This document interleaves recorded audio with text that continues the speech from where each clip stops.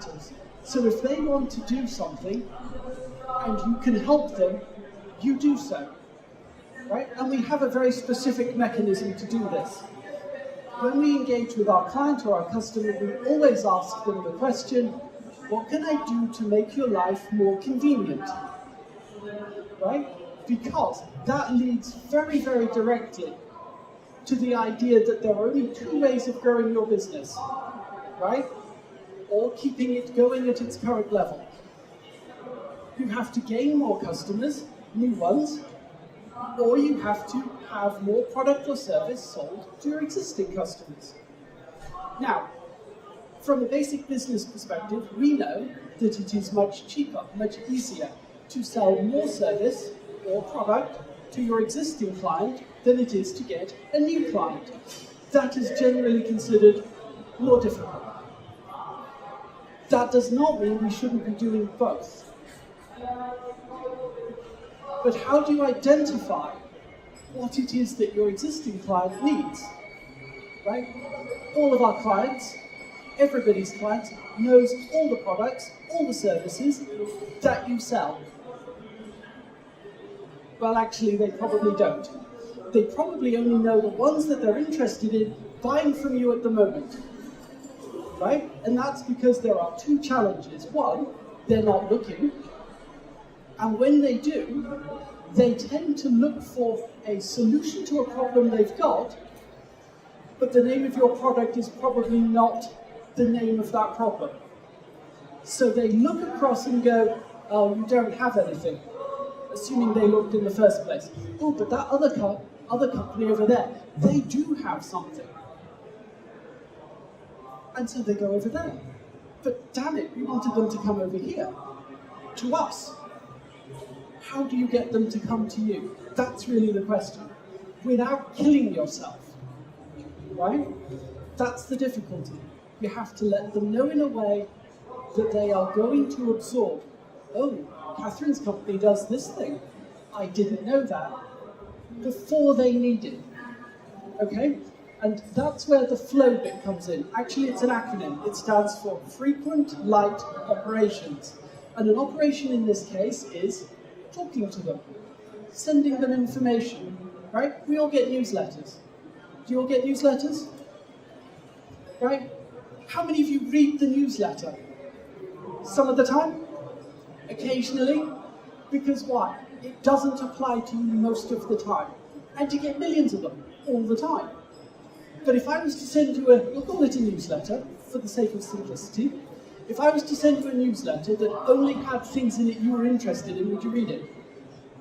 If I sent it you, not every day, but let's say once a month, would you read it? Probably. Because you know, from experience, that what you got, somebody had sat down and thought about, and gone, you know what, I like what you're doing. You'd be interested in this bit of information. And you come across this information all the time, but you don't see it for what it is.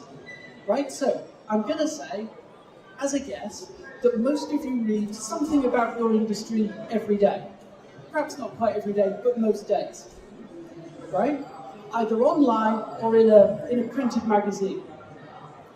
But I bet you do not copy and paste a piece of that article and that link into something like, I'll say, Microsoft's OneNote program. You've got Office 365, you've got OneNote. You've got Windows 10, you've got a copy of OneNote. Right? So it's easily available. If you copy the headline, the opening paragraph, and a URL, you could put that in a newsletter, send it out to someone. You don't have to put 20 articles in, you just put 2, put 3. I don't want to read 20, I want to read 2 that are interesting to me. And if you think that through a little bit, you could automate that process, create a database, send some to some people, others to other people. So you can automate that process, you can bring that I'm thinking of you, I am understanding your business. You can bring that to your client.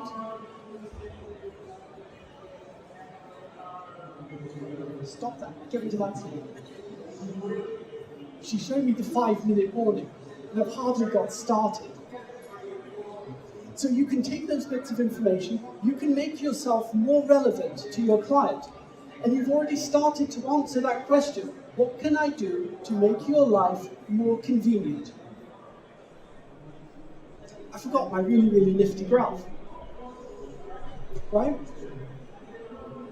Hopefully you can see that this made-up data is helping you sign up and get on board to my client flow system because it's much more attractive.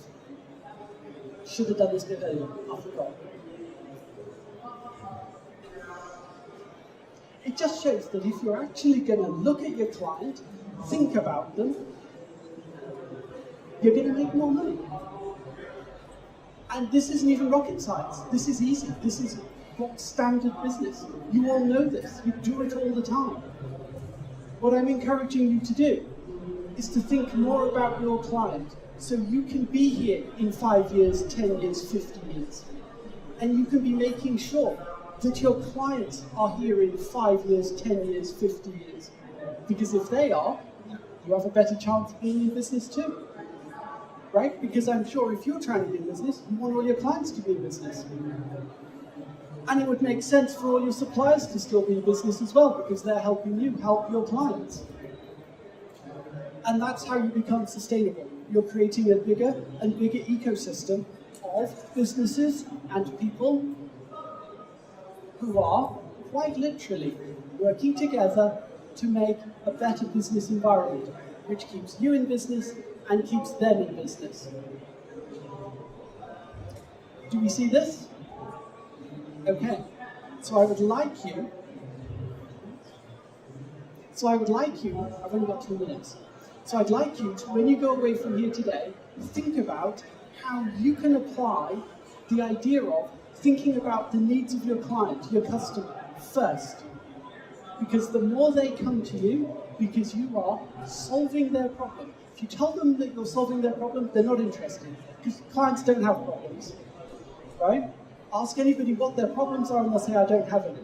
But ask them how you can be more convenient, make their lives more convenient, how something can be more convenient. They will come to you. They will come to you and they will buy your services because you are helping them in a positive way. And that's the important bit. We're helping people in a positive way. And the benefit to us, of course, as a business, is they're giving us our money so we can stay helping the people who we are supporting. Our local communities, our suppliers, our family, our friends, all of those things.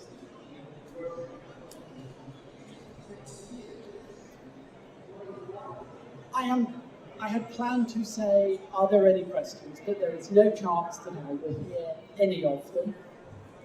So what I will say is, thank you for listening. If you would like to talk about anything I have flown through in the last, surprisingly, 15 minutes, please feel free. I will be hanging about aimlessly for 10 minutes afterwards, or until I run out of people to talk to. So thanks very much.